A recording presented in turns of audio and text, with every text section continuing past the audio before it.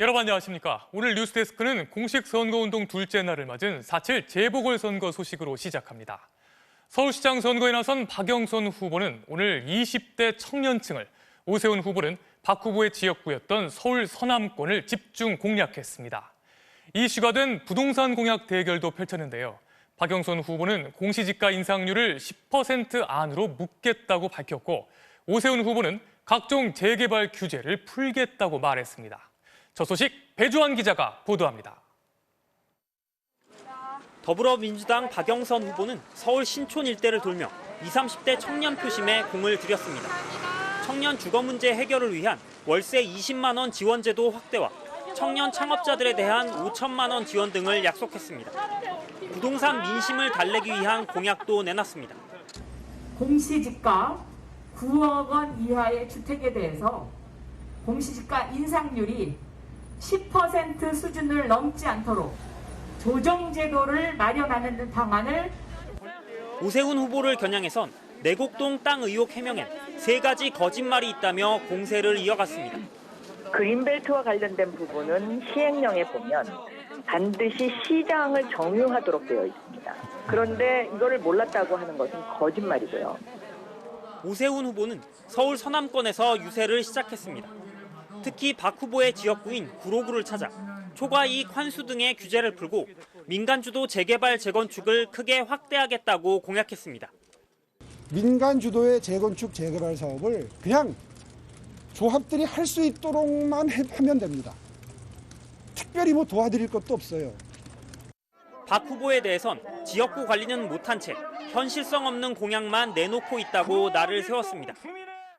21개 다핵도시를 만들겠다 그러는데 거기마다 하나씩 세운다 그러는 것 같은데, 여러분 이렇게 꿈꾸는 소녀 같은 공약 내놓으면서 여러분 위해서 일할 거를 원하십니까?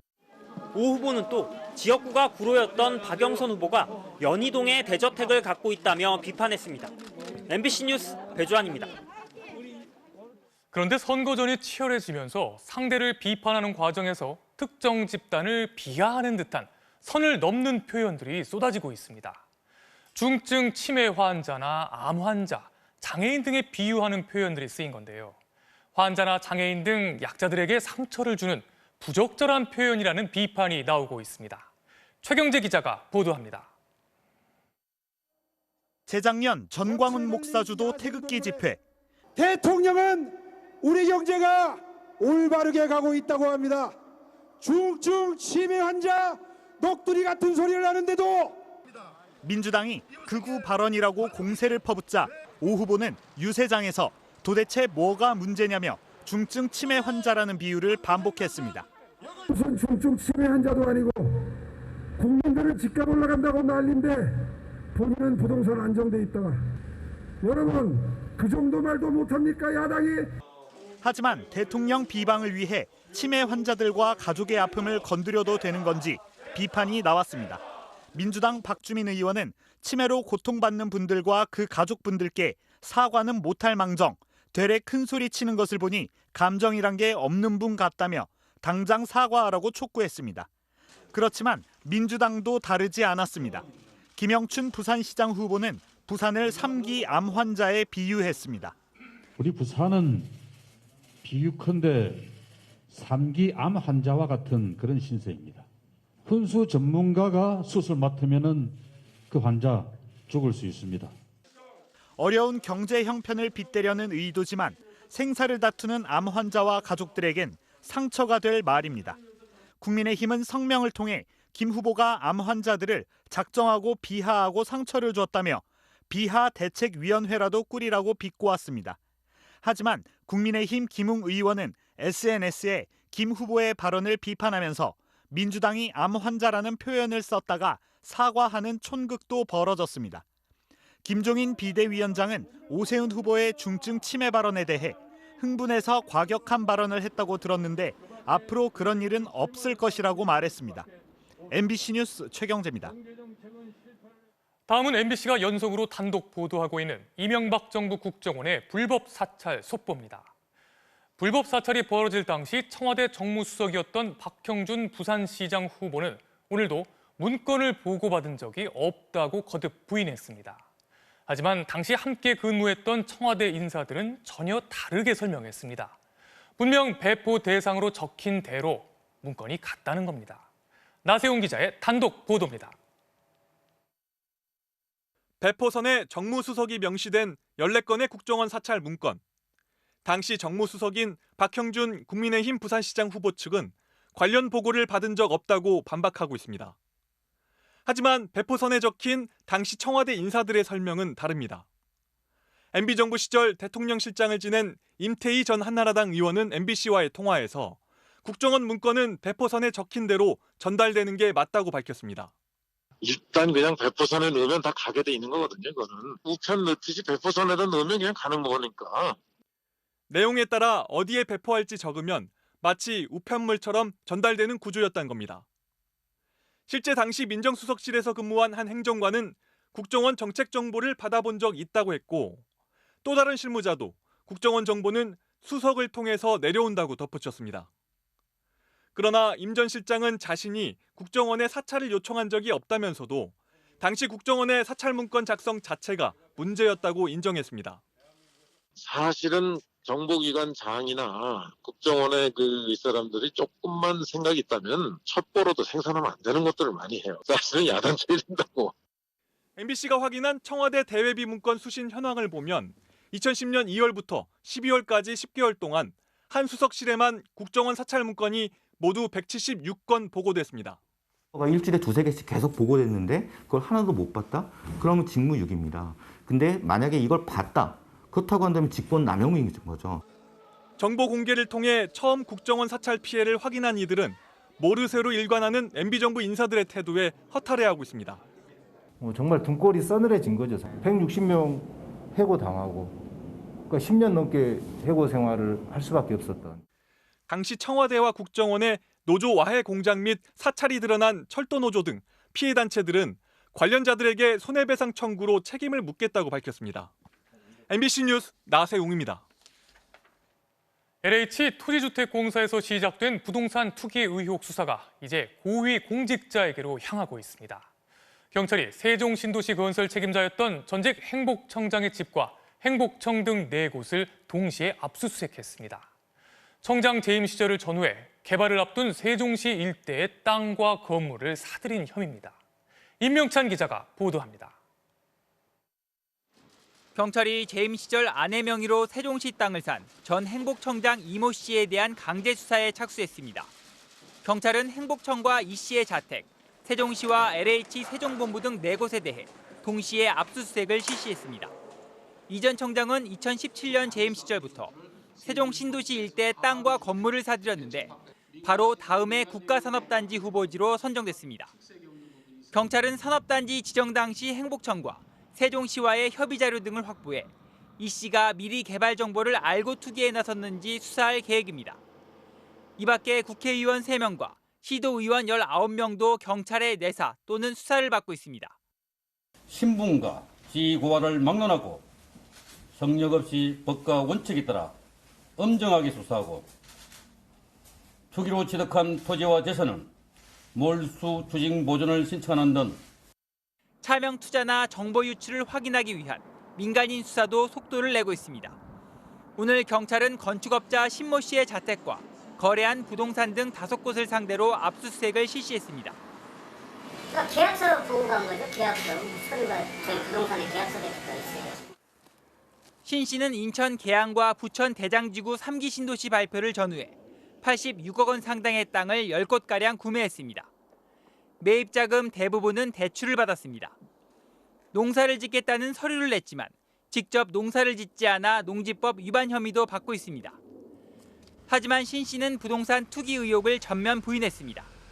정보대하고 땅에 산 게 아니고 지구지원 발표된 다음에 사가지고 멍망을 한 푼이라도 벌렸는데 적자잖아요 지금. 경찰은 조만간 신 씨를 불러 신도시 개발 정보를 LH나 공무원 등을 통해 사전에 입수했는지 조사할 계획입니다. MBC 뉴스 임명찬입니다. 자, 오늘 새로 발생한 코로나19 확진자는 494명, 500명에 육박하면서 35일 만에 최고치를 기록했습니다. 자, 이렇게 확진자 수가 좀처럼 줄지 않으면서 정부는 거리 두기 단계 그리고 5명 이상 집합 금지 조치를 2주 동안 더 연장하기로 했습니다. 김아영 기자가 자세히 설명해 드리겠습니다. 정부는 수도권 2단계, 비수도권 1.5단계인 현행 거리두기 단계와 전국 5인 이상 모임 금지 조치를 앞으로 2주 동안 그대로 유지하기로 했습니다. 주요 방역 조치를 2주간 더 연장하기로 결정하였습니다. 이는 예방접종을 순조롭게 진행하고 4차 유행을 방지하기 위한 조치입니다. 거리두기 단계에 상관없이 항상 지켜야 하는 기본 방역 수칙은 현행 4개에서 7개로 늘어납니다. 이런 기본 방역 수칙 준수가 의무화되는 대상도 스포츠 경기장과 미술관, 도서관, 키즈카페 등이 추가돼 기존 24개에서 33개로 늘어납니다. 가장 달라지는 건 식사를 목적으로 하지 않는 다중이용시설에서의 음식물 섭취가 기본적으로 금지된다는 점입니다. 이에 따라 영화관, 공연장, 실내 체육시설 등에서는 음식물을 먹을 수 없습니다. 다만 도서관과 키즈카페 등의 별도로 마련된 식사 공간에서는 먹을 수 있고 PC방도 좌석별 칸막이가 있으면 취식이 허용됩니다. 음식물을 섭취하면서 마스크를 벗고 또 그 과정에서 혹시 대화나 다른 행위를 통해서 감염의 위험도가 올라가기 때문입니다. 또 앞으로는 시설에 방문한 출입자 전원이 명부를 작성해야 하고 일행 중 1명이 대표로 적는 건 허용되지 않습니다. 국내 백신 접종자가 77만 명을 넘긴 가운데 정세균 국무총리와 권덕철 보건복지부 장관도 아스트라제네카 백신 접종을 받았습니다.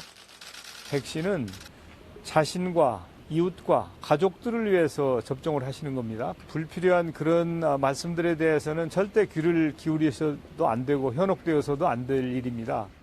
정 총리는 백신은 정치가 아니고 과학이라며 안심하고 접종에 참여해달라고 당부했습니다. MBC 뉴스 김아영입니다. 프로포폴 상습 투약 의혹이 제기된 이재용 부회장. 자신에 대한 검찰 수사가 부당하다면서 수사심의위원회 소집을 요청했었죠. 오늘 수사심의가 열렸는데 이 부회장을 재판에 넘기는 게 적절하다는 의견과 그 반대 의견이 딱 절반으로 갈리면서 뚜렷한 결론을 내리지 못했습니다. 이재욱 기자가 취재했습니다. 검찰 수사심의위원회는 4시간 동안 사건 자료를 검토하고 수사팀과 이재용 부회장 양측 의견을 들은 뒤 최종 입장을 정할 표결에 들어갔습니다. 표결에 참석한 14명 위원 가운데 이 부회장을 재판에 넘기자는 위원이 7명, 넘기지 말아야 한다는 위원이 7명으로 딱 절반씩 엇갈렸습니다. 수사를 계속할지 여부에 대해선 계속하는 데 찬성한 위원이 6명, 수사를 멈춰야 한다는 위원이 8명으로 수사를 그만해야 한다는 쪽이 더 많았습니다. 일방적으로 어느 한쪽 편을 들지 않는 결론이 나온 건데 수사심의위는 표결 결과를 그대로 수사팀에 전달했습니다. 이 부회장은 지난 2017년부터 서울 강남의 한 성형외과에서 상습적으로 프로포폴을 투약한 혐의를 받고 있습니다. 이 부회장 측은 의사 처방에 따라 시술에 필요한 프로포폴을 맞았을 뿐이고 수사가 1년을 넘기도록 진전이 없다며 무리한 수사라고 주장한 것으로 알려졌습니다. 반면 수사팀은 이 부회장이 마약 성분인 프로포폴을 과다하게 사용한 데다 충분히 증거를 모아 조만간 이재용 부회장을 조사할 계획이었다고 맞섰습니다. 수사심의 결과는 권고사항으로 수사팀이 반드시 따라야 하는 것은 아닙니다. 수사를 당장 멈추거나 재판에 넘기지 말라는 일방적인 결론이 아닌 만큼 수사는 계속될 것으로 보이지만 수사 중단 의견이 많았던 점은 수사팀의 부담으로 작용할 것으로 예상됩니다. 앞서 이재용 부회장은 경영권 승계 과정의 계열사 부당합병 의혹 수사에 대해서도 수사심의위원회를 신청했고 당시 심의위는 불기소 의견을 권고했지만 검찰은 이 부회장을 재판에 넘긴 상태입니다. MBC 뉴스 이재욱입니다. 지난 2012년 한 극우 일본인이 위안부 소녀상 바로 옆에 말뚝을 세워놓은 이른바 말뚝 테러 사건. 반성 없는 일본 극우 세력의 뻔뻔함이 전 국민적인 공분을 불러일으켰는데 자, 그렇다면 이 일본인 처벌은 받았을까요? 8년 동안 18번이나 재판에 출석하지 않았고 오늘 19번째 재판이 열렸지만 피고인석은 오늘도 비어 있었습니다. 곽동건 기자가 취재했습니다. 위안부 소녀상 옆에서 한 일본인이 소녀상을 비난합니다.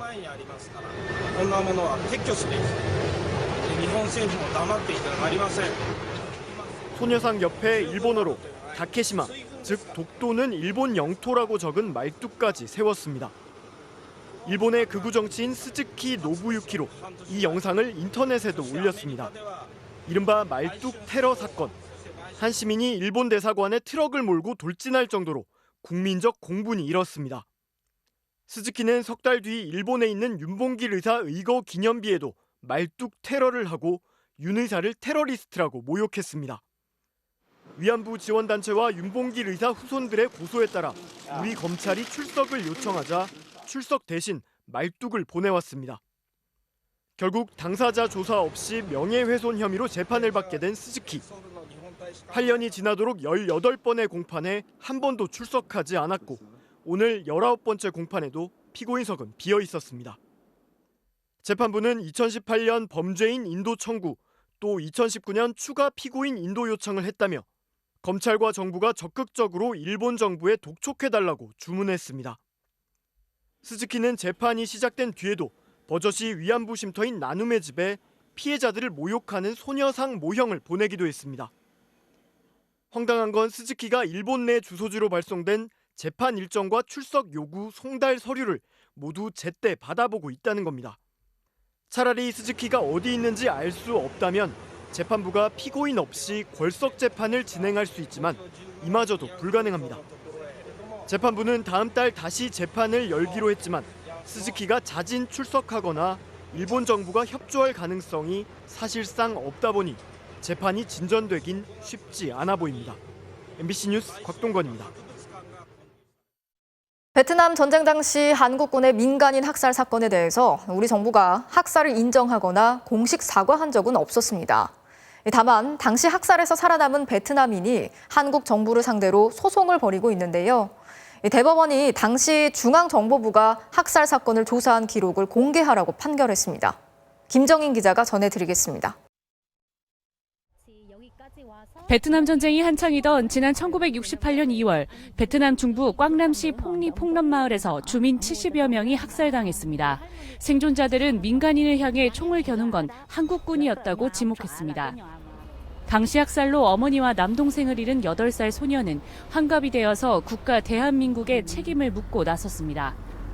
Cô hay là gia đình cô toàn là phụ nữ của con nít thì cô nghĩ cô nói thiệt á, cô hầu nó cô rất là căm thù, cô nói thiệt cô không cô căm thù ghê gớm.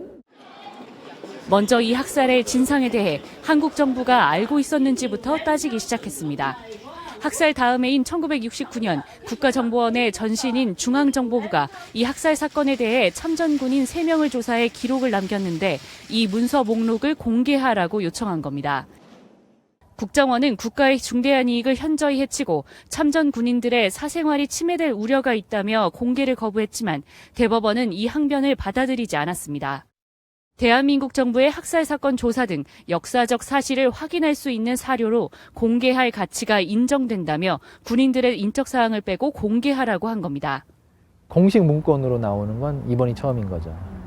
대한민국이 베트남 민간인 학살에 대해서 공식적으로 조사를 했다.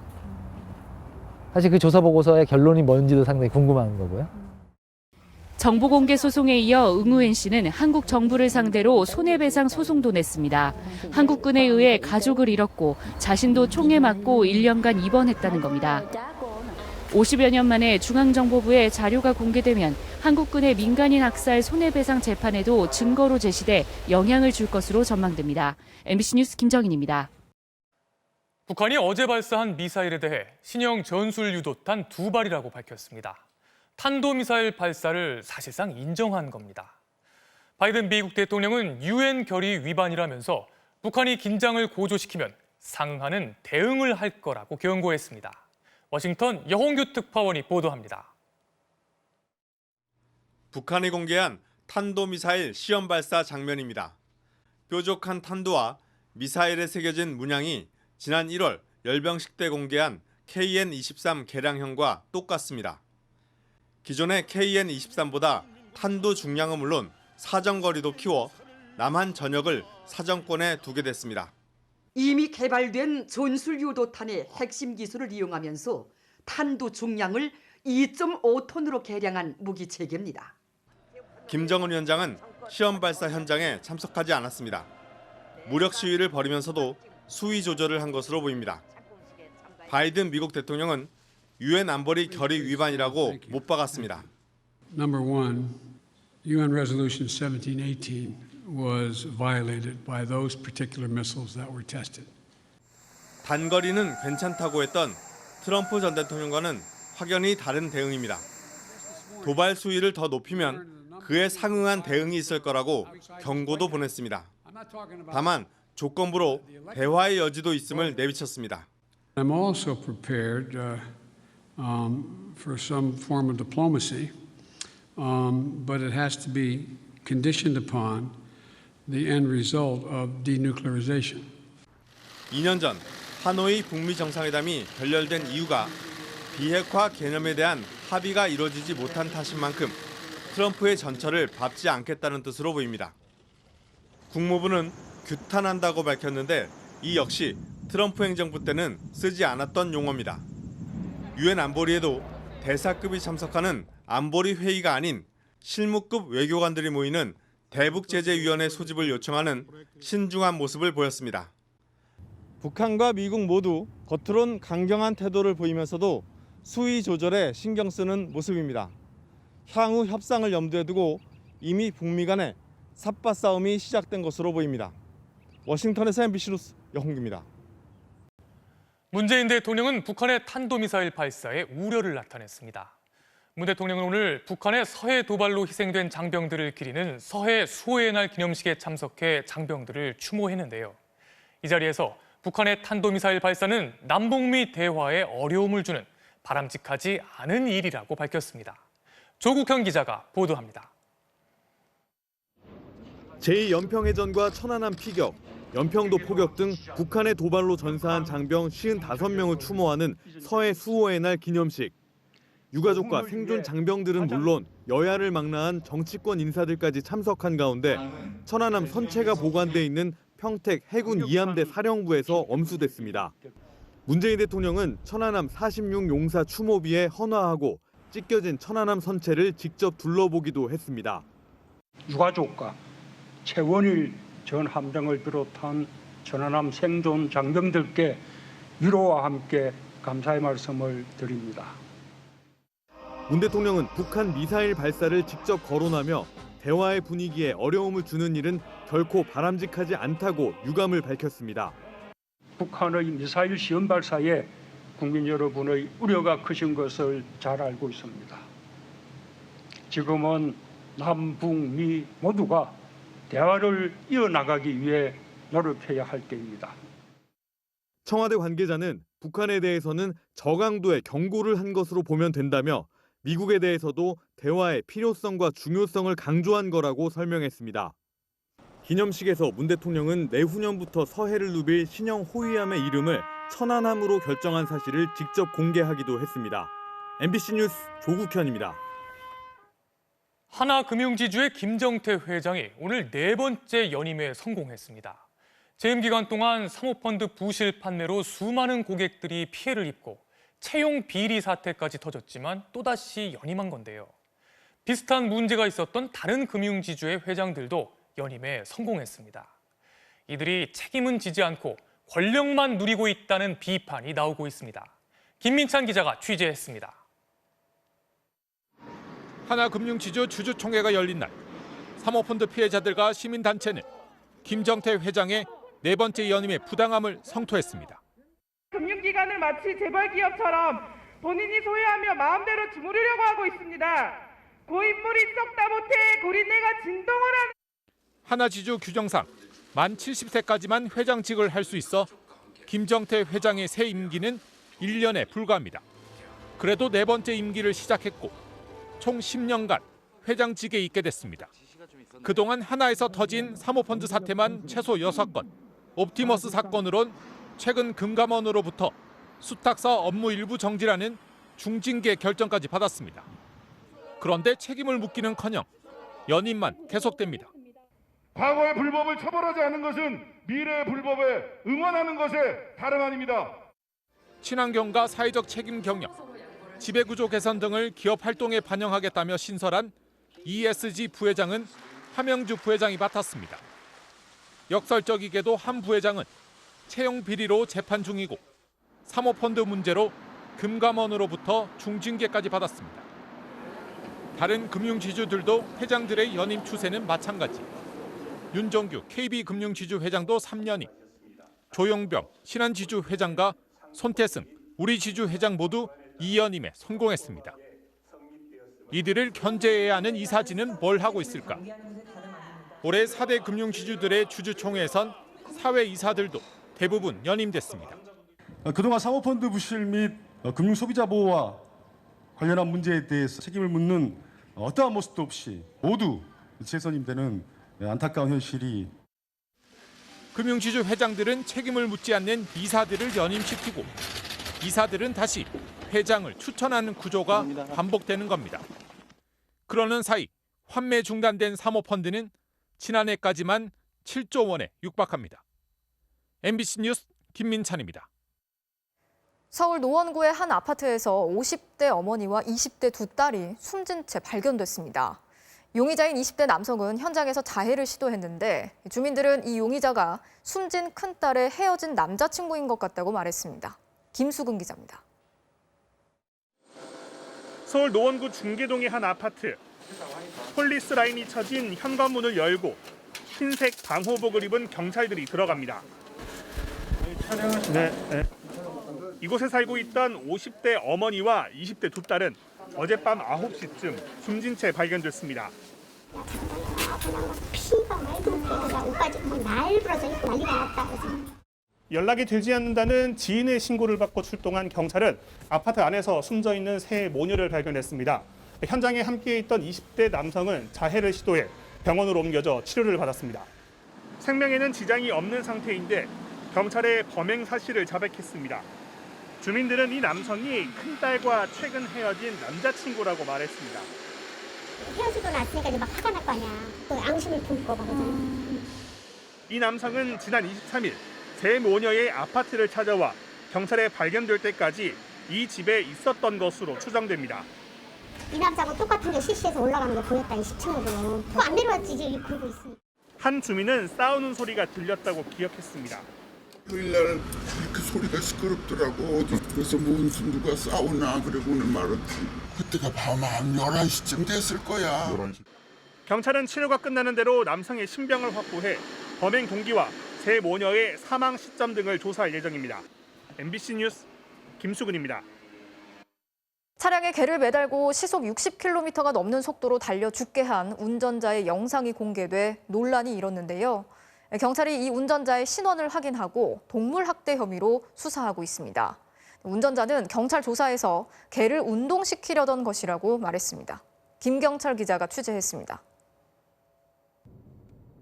경북 상주시 모서면의 한적한 시골길. 반대편 차선에서 차량 한 대가 빠르게 지나갑니다. 그런데 차 뒤쪽에는 무엇인가 매달려 질질 끌려가고 있습니다. 자세히 보니 목줄이 묶인 개입니다. 네 발에는 모두 심한 상처를 입었습니다. 저희 이제 고3짜리 딸내미도 봤는데 엄마 이거는 너무 잔인하다. 걔가 살았는지 죽었는지는 한번 봐야 되지 않을까 이래가지고. 당시 반대편 도로를 달리던 목격자는 바로 이곳에서 동물 학대 차량을 발견하고 곧바로 뒤쫓아갔습니다. 아무런 움직임도 없이 계속 끌려간 개는 결국 숨을 거뒀습니다. 동물보호단체는 이 차량 운전자를 동물 학대 혐의로 경찰에 고발했습니다. 얼마나 아팠을까라는 생각이 들더라고요. 이제 내 다리가 피멍이 들어서 이제 보라색으로 이제 변해 있던 부분이 있잖아요. 그러면서 얼마나 살기 위해서 뛰었을까. 시속 60에서 80km로 달리는 차량에 묶인 이 개는 4km 넘게 끌려다니다 그대로 쓰러진 것으로 경찰은 보고 있습니다. 경찰은 차량 번호로 운전자인 60대 남성을 특정하고 3시간 넘게 조사했습니다.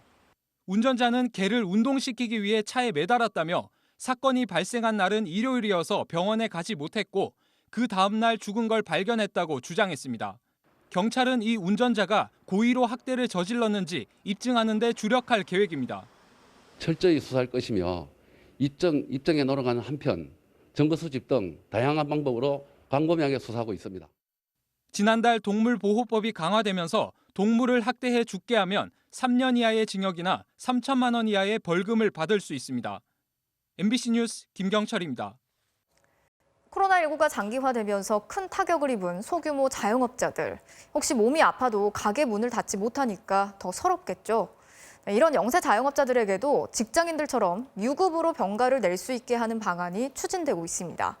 대전시의 새로운 실험을 문은선 기자가 전해드리겠습니다. 10여 년 직장 생활을 접고 지난해 말 카페를 연 박선아 씨. 하루 몇 시간 아주 바쁠 때만 아르바이트를 두지만 사실상 거의 혼자 카페를 운영하다 보니 몸이 아프면 난감해집니다. 경제적인 이유도 있지만 무엇보다 손님과의 약속인데 가게 문을 닫는 것이 쉽지 않기 때문입니다. 몸이 아팠을 때 오롯이 혼자서 일을 해야 된다는 부분이 좀 제일 힘들었어요. 병원 치료라든지 이런 부분을 계속 미뤘던 부분이. 대전시가 영세 자영업자를 위한 유급 병가제 도입을 추진합니다. 다치거나 아파서 병원에 입원하면 하루 81,610원씩 1년에 최대 11일까지 수당을 지원하는 겁니다. 연간 최대 90만 원이 조금 안 되는데 시간당 8,720원인 현 최저임금보다 많은 대전시 생활임금 수준입니다. 저희가 공단을 통해서 자료를 확보를 해보니까 중위소득 150% 이하의 1인 자영업자가 한 2만 7천 명 정도 됩니다. 그래서 2만 7천 명을 1차적인 타겟으로 해서 시범 사업을 운영하고 올 상반기 조례를 제정하면 예산을 확보해 이르면 9월부터 시행에 들어갑니다. 대전 지역 소상공인은 10만 명, 특히 10명 가운데 7명 이상이 코로나19로 매출과 이익이 감소한 위기 상황입니다. 벼랑 끝에 몰린 자영업자들에게 생계와 건강, 최소한의 안전망을 확보해줘야 한다는 목소리가 갈수록 커져가고 있습니다. MBC 뉴스 문은선입니다. 아시아와 유럽을 잇는 해상 운송의 핵심 통로죠. 이집트 수에즈 운하가 나흘째 초대형 화물선에 가로막혀 있습니다. 벌써 230척이 넘는 배들이 묶여 있는 상황인데 좌초된 배가 워낙 커서 사고를 처리하는데 몇 주가 걸릴 수도 있다고 합니다. 보도에 서혜영 기자입니다. 이집트 수에즈 운하가 나흘째 마비 상태입니다. 한 가운데를 가로막은 초대형 컨테이너선 때문인데 줄 서서 기다리는 배만 230여 척입니다. 수에즈 운하는 지중해와 홍해를 연결하며 아시아와 아프리카, 유럽을 잇는 지름길인데 컨테이너 2만 개를 싣고 가던 길이 400m나 되는 에버 기분호가 강한 바람에 항로를 이탈하면서 양쪽 제방에 끼어버린 겁니다. 하루에 무려 10조 2천억 원어치의 운송 차질이 빚어지고 있다는 분석이 나왔습니다. As a massive disruption in the economy. We saw what happened with a global recession almost that took place in early COVID when all of a sudden we were not able to move goods in a clear, efficient way. 유럽의 경우 잘못하면 베트남에서 가져오는 인스턴트 커피까지 모자라게 되는 것 아니냐는 보도까지 나오고 있습니다. 운하관리청은 중장비로 벤 머리 쪽 제방에 흙을 파내고 있고 배 무게를 줄이기 위해 컨테이너를 빼내는 방법도 검토 중입니다. 길게는 몇 주가 걸릴 수도 있다는 전망입니다. 그래서 선박들은 일주일 이상 더 걸리더라도 아프리카 대륙의 남쪽 끝 희망봉으로 멀리 돌아가는 방법까지 검토하고 있습니다. 우리나라 선박 중엔 아직 한 척만 발이 묶였는데 이번 주말까지 운하가 뚫리지 않으면 희망봉으로 돌아갈 수 있다고 말했습니다. 이번 주말 해상 폭풍까지 예고돼 있어 전례 없는 세계적 운송 대란이 장기화될 수 있다는 우려가 커지고 있습니다. MBC 뉴스 서혜연입니다. 중국풍 설정과 역사 왜곡으로 논란을 일으킨 SBS 드라마 조선구마사가 방송 2회 만에 결국 폐지됐습니다. 이 드라마는 조선시대 설정을 중국식으로 묘사하고 또 세종대왕과 여러 인물들을 모욕했다는 논란이 일었는데요. 이 비판이 거세지면서 광고가 잇따라 해지됐고 제작 지원도 줄줄이 철회됐습니다. 전동혁 기자가 전해드리겠습니다. 조선 태종 시대를 배경으로 살아있는 시체와 싸우는 내용을 담은 SBS 월화 드라마 조선 구마사. 훗날 세종대왕이 되는 충녕대군이 서양의 구마사제에게 월병과 피단 등 중국 음식을 대접하고 무녀는 중국풍의 의상을 입고 등장했습니다. 태종이 환각 때문에 백성을 도륙한다는 내용, 그리고 양녕, 충녕대군에 대한 묘사도 역사적 사실과는 동떨어졌습니다. 시청자들은 문화적 상상력의 범주를 벗어난 역사 왜곡이라고 반발했습니다. 중국이 한국 문화를 자국 문화로 편입시키려는 문화 동북 공정식의 드라마가 아니냐는 의혹으로까지 확산됐습니다. 조선 구마사의 작가가 직전 드라마에서도 조선 왕조실록을 희화화했고 더 나아가 한중 합작 기업과 지필 계약을 맺었다는 겁니다. 중국에서는 최근에 한복도 자진할 것이다, 김치도 자진할 것이다, 이런 새로운 문화 공정을 펼치고 있는 상황입니다. 이런 상황에서 역사가 왜곡된 부분이 해외 시청자들에게 보여준다면 정말 잘못된 일이다. 시청자들은 방영 중지를 국민청원하고 조선 구마사에 광고한 업체들의 목록을 공유하며 광고주를 직접 압박하고 나섰습니다. 결국 광고주들은 잇따라 광고를 철회했고 SBS도 조선 구마사를 폐지하겠다고 밝혔습니다. 최근에 나온 몇몇 컨텐츠들이 좀 누적되면서 지금 이번 사태에서 확 터진 부분이 있지 않나 하는 생각이 듭니다. SBS는 드라마의 방영권료 대부분을 이미 선지급했고 제작사는 80% 정도 촬영을 마친 상황이지만 무거운 책임감 때문에 방송 취소를 결정했다고 설명했습니다. 조선 구마사 폐지는 시청자가 드라마를 퇴출시킨 첫 사례로 기록되면서 디지털 시대 시청자의 힘을 다시 한번 확인한 계기가 됐습니다. MBC 뉴스 전동혁입니다.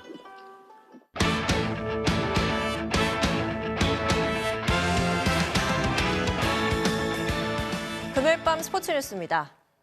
무기력하고 충격적이었던 어제 한일전 패배에 축구협회가 대국민 사과문까지 발표했습니다. 하지만 계속 지적된 후방 빌드업의 불안함에 선수 기용에도 문제를 드러내면서 벤투호를 향한 위기감이 실망을 넘어 분노로까지 이어지고 있습니다. 손장훈 기자입니다. 삿포로 참사 이후 10년 만에 치욕적인 패배. 3대 0이라는 스코어보다 무기력함이 더 충격이었습니다. 손흥민과 황의조 등 주축 선수들이 빠지면서 어느 정도 전력 열세는 예상했습니다. 반대로 그동안 기회가 없었던 선수들에 대한 기대감이 있었던 것도 사실입니다. 하지만 벤투 감독이 회심의 카드로 꺼내든 이강인 제로톱 전술이 모든 걸 꼬이게 만든 대참사의 시작이었습니다. 장신 수비수 사이에 고립된 이강인은 공조차 제대로 잡지 못했고 결국 아무것도 못해보고 후반 시작과 함께 교체됐습니다. Que fiz e a opção que tomei, obviamente não surtiu o efeito que pretendia. 이젠 국제적으로 알려진 대표팀의 약점인 불안한 후방 빌드업도 여전했고 또 고집했습니다. 일본은 전반부터 강하게 압박하자 대표팀은 공을 뒤로 돌리기에 바빴습니다. 지금 만드는 것도 중요하지만은 만들다 안 됐을 때는 승부를 좀 걸어줘야 될 것 같습니다. 선수 기용 방식도 문제였습니다. 몸 상태가 좋지 않아 소속팀에서도 발탁을 만류했던 홍철은 일본의 집중 공략 대상이 됐고 K리그 최고의 공격수 이동준과 나상우, 이강인과의 호흡이 기대됐던 정우영 등 스피드를 갖춘 측면 공격수들 역시 제대로 한번 달려보지도 못했습니다. 여기에 선수들의 안이한 자세까지 국민 기대와 동떨어진 역대급 졸전이었습니다. 실점하는 부분에 있어서 좀 너무 쉽게 허용하지 않았나 라는 생각이 들고요. 저희가 좀 힘들고 부족했던 것 같아요.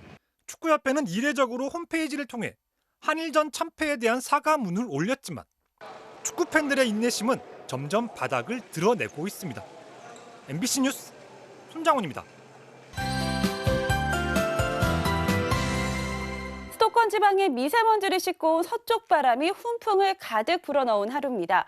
특히 경남 의령의 낮 최고 기온이 25도까지 치솟는 등 남부지방 곳곳은 3월 기준 역대 최고 기온을 기록할 정도였는데요.